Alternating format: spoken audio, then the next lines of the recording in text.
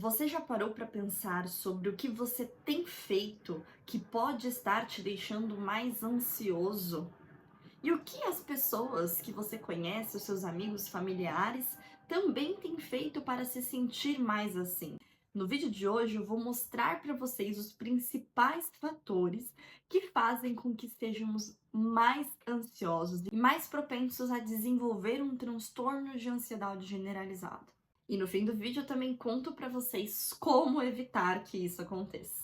Seja bem-vindo, eu sou Raiane Gonçalves, especialista em neurociências, e desde que eu enfrentei o transtorno de ansiedade generalizada e consegui construir mais qualidade de vida, eu venho me dedicando a estudar as melhores estratégias para manter o equilíbrio da ansiedade. E aqui no meu canal eu compartilho com vocês todos os meus aprendizados e a minha trajetória. Bom, antes da gente entrar de fato nos 6 fatores que façam com que alguém tenha uma ansiedade de forma exagerada, nós precisamos entender o que é um transtorno de ansiedade, né? O que é ter essa ansiedade exagerada?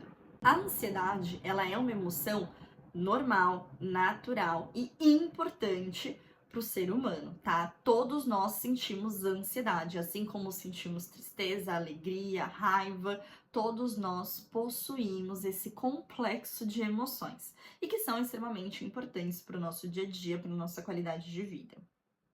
Então, a ansiedade que vem da preocupação, essas preocupações, elas são importantes, fazem parte do nosso dia a dia, então se preocupar é normal, tá? Estar ansioso, se sentir ansioso, principalmente frente a eventos importantes, é super normal. O que não é normal, quando essa ansiedade interfere na sua vida, quando você passa a evitar muitos eventos, muitas situações, porque você está sentindo medo, você fica tão preocupado com as coisas que isso te trava.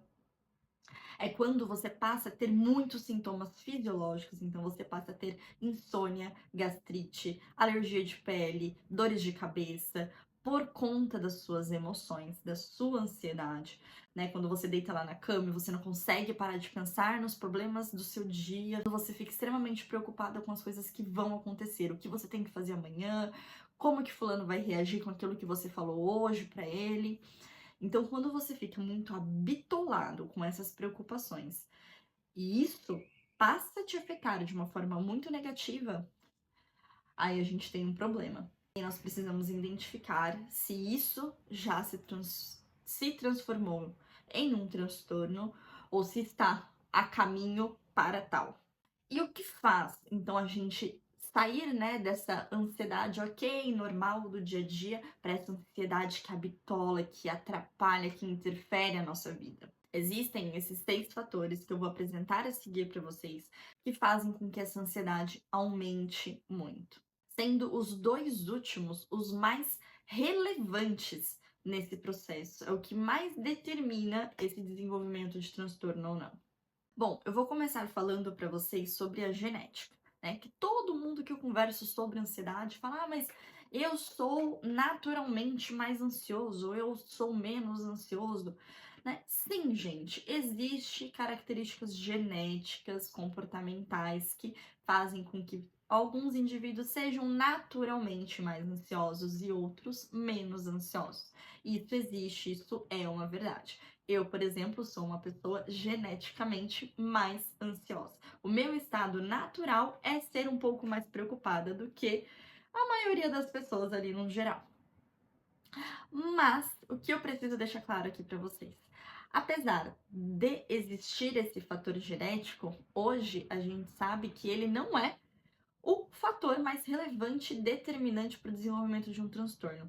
Ele tem o seu papel, então eu tenho uma propensão maior a ter um transtorno de ansiedade do que uma pessoa que tem aquela característica genética de ser menos ansioso. Mas não é porque eu tenho essa propensão que eu vou de fato desenvolver um transtorno, porque desenvolver um transtorno ou não também depende de outros fatores. E a gente entra no nosso segundo ponto. Idade, tá? A idade também é um ponto determinante para o desenvolvimento de transtornos. Hoje, pro desenvolvimento de um transtorno de ansiedade generalizada. Hoje a gente também observa que a maioria das pessoas desenvolvem esse transtorno no início da fase adulta. Então, lá quando é um adulto jovem, né, entre os seus 18, 21, 24 anos. E assim, ainda na ciência, a gente não tem, claro, assim, provas, o motivo disso. Se é uma característica de fato fisiológica ou se é uma característica ambiental. Mas o que nos leva a crer essa idade ser mais propensa ao desenvolvimento de transtorno de ansiedade é a relação com o meio mesmo. É normalmente nessa fase de idade que nós temos uma mudança muito radical na nossa vida, né? A gente passa a ter muito mais cobranças. Tem a faculdade, tem sair da casa dos pais, tem casamento, tem ter filhos, então são muitas mudanças e cobranças jogadas em cima desses seres. E isso gera essa carga inteira que pode fazer com que esse indivíduo passe a literalmente exceder o estado de preocupação, exceder a ansiedade perante a todas essas situações e essas cobranças.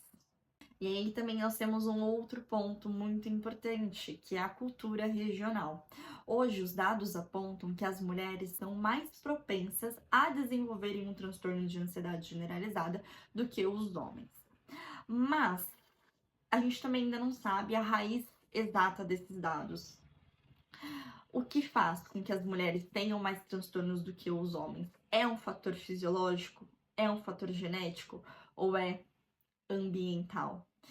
E também me leva a crer que seja sim um fator ambiental. Hoje, culturalmente ainda, existe uma carga muito grande sobre a mulher, mas além de existir uma carga muito grande sobre a mulher, as mulheres também se preocupam mais com a saúde. Então, quando a gente vai pontuar quando nós vamos calcular essa estimativa de pessoas ansiosas, a gente avalia as pessoas que buscam por tratamento. As mulheres tendem a buscar mais tratamento do que os homens. Os homens, eles possuem um comportamento que eles não buscam ajuda. Quando chega no seu auge, no seu limite, eles simplesmente acabam com tudo. Por isso que os índices deles de acabarem com tudo é muito maior do que o das mulheres. As mulheres normalmente tendem a buscar ajuda. Então a gente não consegue mensurar se esses dados têm uma relação forte com isso, ou se realmente é um fator fisiológico que determina que as mulheres são mais propensas a serem ansiosas do que os homens.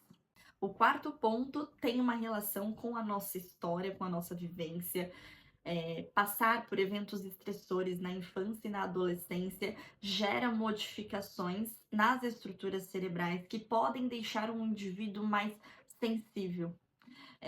Hoje, no laboratório, a gente investiga muito esse ponto, de que forma esses eventos estressores, né, a falta de cuidado parental, um abandono, a perda dos pais, a falta de cuidado, de carinho, o que esses eventos estressores causam nos indivíduos. E foi observado já bastante mudanças literalmente fisiológicas no cérebro que fazem com que essas pessoas sejam mais sensíveis. E aí quando alcança lá a fase adulta, né, jovem adulta, que vem aquele monte de cobranças, o indivíduo é mais sensível e isso faz com que ele desenvolva um transtorno de ansiedade.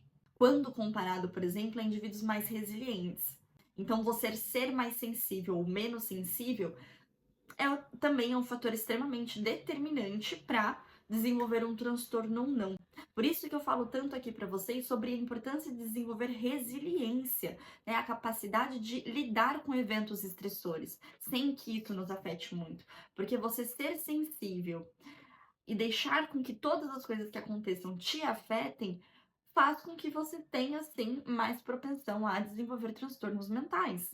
E essa sensibilidade pode vir da sua infância e da sua adolescência, mas você pode trabalhar para melhorar, porque nosso cérebro é plástico, isso é uma informação extremamente importante, nosso cérebro se modifica constantemente, ele tem essa capacidade de aprendizado, então tudo que ele aprende, ele modifica internamente para que as coisas também mudem. A forma como nós reagimos pode mudar também. Então, se você hoje é uma pessoa sensível, a gente consegue trabalhar para ser menos sensível. E é assim a gente desenvolvendo, né, resiliência. Agora, os últimos pontos que são os mais importantes, que as nossas crenças e os nossos ambientes. Então, assim, por mais que você tenha uma genética que contribua para o desenvolvimento de um transtorno, que a cultura da região, né, te sobrecarregue mais, coloque mais cobrança em cima de você, por mais que você esteja na idade de desenvolver um transtorno, por mais que as suas vivências de infância e de adolescência sejam traumáticas, ainda com todos esses pontos a favor do transtorno de ansiedade, você pode não desenvolver ou superar um transtorno com as suas crenças e com o seu ambiente. As nossas crenças, turma, é a coisa mais importante que existe dentro de nós, assim, é a coisa que mais tem poder, que mais impacta na nossa vida. O que você acredita determina, assim, até onde você vai na vida, as coisas que vão acontecer com você, porque isso te move, né? As suas crenças te movem, então você faz tudo aquilo que você acredita. Só que tem um problema quando essas crenças, elas não estão colaborando de fato conosco. Quando elas estão, às vezes, agindo contra nós mesmos. E se você é uma pessoa que, por exemplo, cultiva muitas crenças negativas, muitas crenças de medo, você provavelmente vai desenvolver um transtorno de ansiedade. Porque é isso, as nossas crenças movem. Então, se você acredita profundamente que o mundo é um lugar perigoso, você vai viver com medo de tudo, e esse medo de tudo vai começar a te paralisar.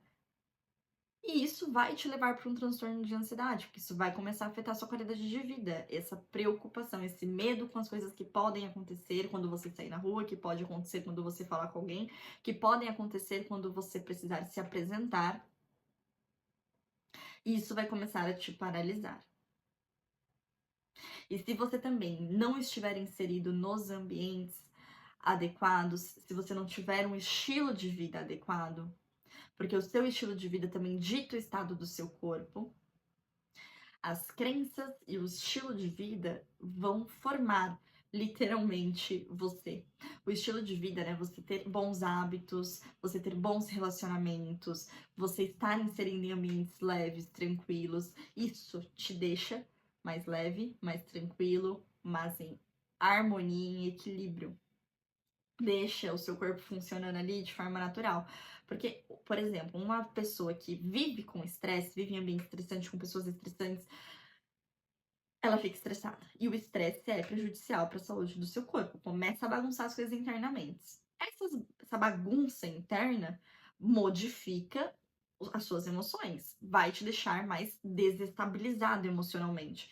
E estar desestabilizado é uma propensão para o desenvolvimento de transtornos mentais. Então, são dois fatores, gente, extremamente determinantes para o desenvolvimento de transtornos. Você precisa olhar para isso, olhar para suas crenças, olhar para o seu estilo de vida. O que você tem feito com esses dois pontos? Você tem dado uma atenção a isso? Você tem realmente parado para avaliar as suas crenças? O que você tem dito para si mesmo sobre você, sobre o mundo? O que dá para ressignificar? Porque, gente, eu acreditava que o mundo era um lugar horrível na época que eu tava com transtorno de ansiedade. Eu de verdade não acreditava nas pessoas, não acreditava no mundo, pra mim tudo era ruim. As pessoas eram ruins, os lugares eram ruins. Só que quando eu parei pra olhar a realidade em si, falei, calma. Cara, eu conheço tanta gente legal, tanta gente boa. Eu falo com muita gente todos os dias, eu conheço muitas pessoas. E, cara, é todo mundo muito legal, assim, é todo mundo querendo construir uma vida boa, é todo mundo querendo viver bem. Cada um do seu jeitinho, da sua maneira, mas no fundo todo mundo tá querendo ser amado e amar também. Então, pô, que coisa linda, né? E eu fechava os olhos para isso. O que acontece com quem tem essas crenças muito negativas é isso, elas costumam fechar muito os olhos para a realidade em si e enfatizam apenas os pontos negativos. Isso é um grande problema. A vida é feita de coisas boas e coisas ruins. Existem os dois no universo. Sim, existem pessoas que são ruins, assim como existem pessoas que são boas. E essa é a realidade, esse é o fato. Então não dá para você falar que o mundo é um lugar ruim ou que o mundo é um lugar bom, né? Porque existe esse equilíbrio. Existem coisas ruins acontecendo, existem coisas boas acontecendo. E essa é a realidade, esse é o fato. Então a gente precisa começar a trabalhar com mais fatos e menos distorções da nossa cabecinha. Porque a ansiedade, esse desequilíbrio interno que acontece, faz com que nós tenhamos distorções. A gente cria crenças na nossa cabeça, ideias que nem sempre são verdadeiras. E a gente leva isso como uma verdade absoluta. Então a gente precisa ressignificar essas nossas crenças. E assim como também a estruturar bem o nosso ambiente, a nossa rotina, para que o nosso corpo esteja funcionando da maneira que deve funcionar. Esses são os 6 fatores que vão interferir nesse processo de desenvolvimento. E agora que você conhece eles, que você sabe que eles existem e como eles funcionam, fica mais fácil de você trabalhar com uma rotina que evite o desenvolvimento de transtorno ou que você até saia de um transtorno. Porque agora você sabe que a sua genética, ela existe, mas ela não é um fator determinante. Então você não vai ter o transtorno de ansiedade para sempre. Você sabe que o seu cérebro é plástico, que você pode mudar, que as coisas podem ser diferentes e que você pode se adaptar a novos contextos. Você sabe que a sua rotina é importante, que as suas crenças são extremamente importantes.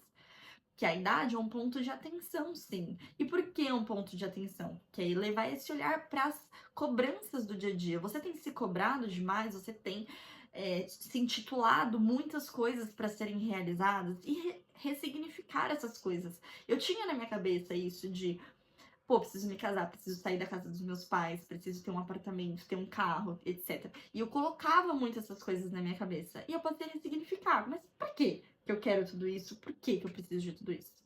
Eu não sabia responder. Simples assim. Porque foi uma coisa intitulada, né? Uma coisa que já é cobrada pela sociedade no geral. Então, eu passei a ressignificar todas essas coisas. E é o que você precisa fazer nesse momento. Olha para esses pontos e vê da forma que dá para você trabalhar com isso, para você se sentir melhor, para você construir uma vida que faça sentido para você. Se você gostou desse vídeo, curte, compartilha para um amigo, para um familiar que você sabe que pode se beneficiar com esse conteúdo, que está enfrentando um transtorno de ansiedade. A gente se vê no próximo vídeo.